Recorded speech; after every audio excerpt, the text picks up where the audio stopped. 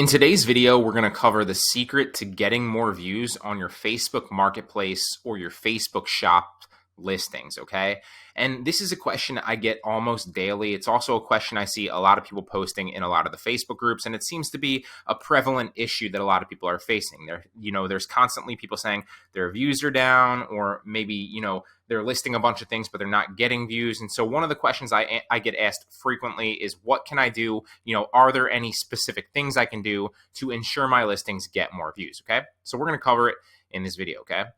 And to answer your question, there's literally no secret. Okay. But here are two concrete things that you can quantify, that you can focus on, that will ensure your listings get more views and your account gets more views overall. All right. The first thing is listing better, more in-demand products, okay? So what do I mean by that? Well, you got to do more product research to list products that are more proven both on Facebook Marketplace as well as other places to have demand already, right? There's two ways to basically approach a business, and in this specific case, approach an e-commerce business, right? You can list a bunch of things and that you think are cool, or just a bunch of random things, and kind of take like the numbers approach and throw shit at a wall and hope, and see what sticks. Or you can take the more product research type of way, and it's like go to the market and figure out what the market actually wants and then go after that, right? Now, I'm not saying either is better. They both have their time and their place. But in this specific aspect, you want to focus on better, more in-demand products. And there's so many easy ways to do that and do product research, okay? So to name a few, you can snipe products on eBay. There's a number of ways to do that. You can use software, out there. I've touched on software before, like Zeek Analytics, where they're literally going to provide you like the top, few hundred things that are selling well on eBay. Obviously, those have demand. And then you can literally look at the software and figure out who's drop shipping, reverse engineer their supplier. You can also search for private label brands,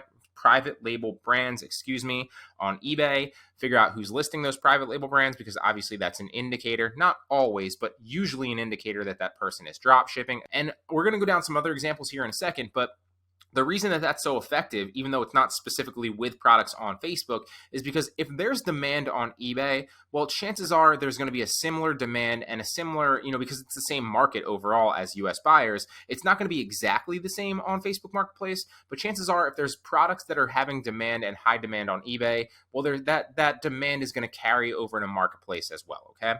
Now, the second one is using software on Amazon to gauge products with high demand. There's a bunch of software out there. There's a bunch of ways that you can utilize it. My favorite is Jungle Scout, but there are so many out there that you can use. And there are a number of ways to approach that as well. Again, I'm not going to get too much into these. I already kind of touched too much on sniping products on eBay because I have like 10 to 20 minute tutorials on how to actually do this, the nuances of it, and how to actually go through it yourself.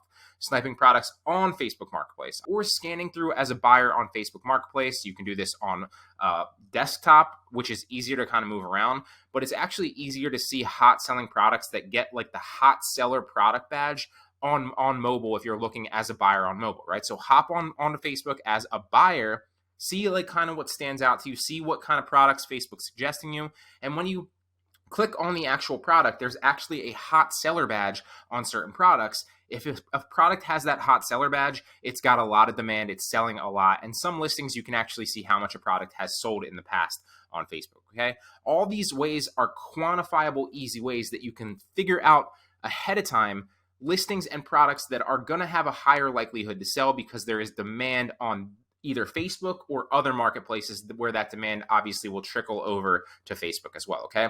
So list better, more in-demand products, okay? And the second one is to list more, okay? And for some reason, like I get worked up and emotional about this because I hit this home all the time, whether it's like a student in my course, whether it's somebody in a Facebook group, I see it all the time. But I don't want to get too wrapped up in like playing the blame game here, but most people don't list even close to enough, okay? Not everybody, okay? So if you're listening to this and you're listing a lot, obviously this doesn't apply to you, but most people, okay, most people don't list even close to enough, and then they complain that they're not getting views or sales, okay? At the end of the day, this isn't like a magic pill, this drop shipping business model, right? Like you're not just going to list a couple of things and start making thousands of dollars. It doesn't work that way, okay? But you can make a lot of money doing this if you're willing to put the work in. And that doesn't mean that you need to be listing 8 hours a day, but it does mean that you need to put some work in and list, okay? There's no reason you can't be listing 50 to 100 products a day. And even if you're not using the bulk tools, just listing one at a time on ZDrop is still still super, super quick. And there's no reason you shouldn't be listing at least 50 products a day. So list more, okay? And obviously, if you are listing a lot and you are actually one of the people that are out there listing a lot and you're not getting any sales or any views, on some products, not all of them, right? Because there is, going back to like the 80-20 principle, if you list like, for example, like 1,000 items over a month or whatever it is, right? Like the 80-20 principle, Pareto's principle, whatever that thing's called, is like basically like about 20% of your products are going to have 80% of your sales, and the other 80% of your products are only going to give you about 20% of your sales, right? So the key there is the majority of your items are not going to either get what am I trying to say? The majority of your items are not going to get a lot of views, or they're not really ever really going to sell, and the majority of your items aren't going to really be accountable for the majority of the profit and sales that you're making. But a small minority of them will, okay? So once you do it a little bit and you get that data, look at your data. That's why I say keep track of it all in an Excel spreadsheet, because then you can go back, maximize it, and figure out what type of products are selling well for you and why, okay? Then you want to maximize that 20% that's bringing 80% of your sales and continue to double down on that, okay? At the end of the day, I can talk about theory. Everyone can give you like strategies for product research, and they help. Don't get me wrong, they help a lot, okay? But nothing is going to speak more to your success than the actual, tangible experiments that you run and the data within your business, because nobody can replicate that. Only you can see that information. And that's going to be the biggest thing that you have going forward that's going to be able to help you differentiate and separate yourself from the competition, okay? So at the end of the day, it is a numbers game, okay? It's a numbers game, and the algorithm on Facebook Marketplace is very, very similar to YouTube's, and I've noticed this, okay?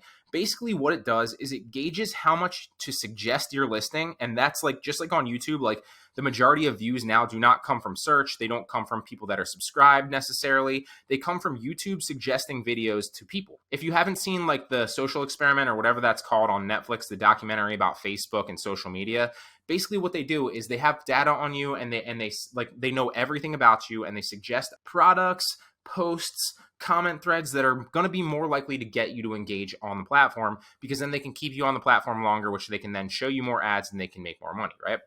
It's the same thing with YouTube suggesting videos. It's the same exact thing with Marketplace, as well as people or Marketplace suggesting people products in their newsfeed, right? So basically what I'm trying to say is it gauges how much to suggest your videos and your listings, or your listings, based on the engagement right off the bat and the engagement trajectory of a listing, okay? Meaning that if your listing gets no views in the beginning, it will struggle to get many more over the long haul, period, right? Because Facebook has no evidence that anyone is interested in it, so then they have no incentive to continue to show it to anybody else. But on the other hand, if your listing gets some traction in the beginning, well, then they'll continue to test it and continue to show it to more people. And then obviously if it gets more and more, it's a snowball effect. And if it gets purchases, again, it's a snowball effect, and it will continue to get more purchases, okay? That's why some listings take off when you list them and most do not, okay? It's a numbers game. Again, it's the 80-20 principle, and a lot of it has to do with the product research and the products that you're listing, but there's so many other factors, right? Like what time you're listing it, where you're listing it, who's initially seeing it. Like at the end of the day, you can control a lot of variables, but you can't control them all. So it is a numbers game. You don't need to overcomplicate it, okay? So here's two examples of what I mean, right? There are some videos on YouTube, to tie back to the YouTube example, that I've posted that have got next to no views, okay? But then I posted a very similar video, maybe like a clipped version of that video, or a video that was very similar that I edited for like a course or something that I threw onto my other channel. And that video actually took off, not all the time, right? But I posted a very similar video to my other channel, and it got a lot better views. And, the only different thing in that instance was when I posted them and their trajectory of views that they got and interest that they got in the beginning, okay? Hence, YouTube's algorithm is basing whether or not to suggest my videos to more people based mainly on how it does within like the first 24 to 48 or maybe 72 hours max, okay? And the same exact thing is true with the second example with Facebook Marketplace and Facebook Shop listings, okay? There are products that I've listed on Facebook Marketplace with personal profiles that literally get no views, right? And then I take that same product days later and I post it to my shop, or weeks later on like another personal profile, and for some reason it takes off. Again, not all of them, but some of them, right? And the only difference there between the time that I listed it, or sorry, the only difference there was like the time that I listed it and the initial trajectory that it had, right?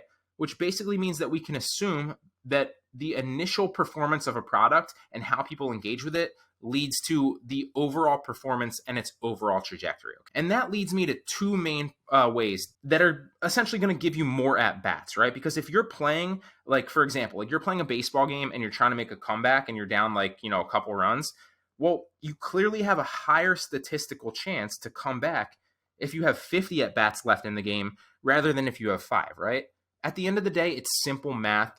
Don't overcomplicate it, okay? So the answer to your question for anybody out there that's listing like or asking like, why am I getting no views? How can I get more views? Well, do product research to find better products and list better, more in-demand products and list more.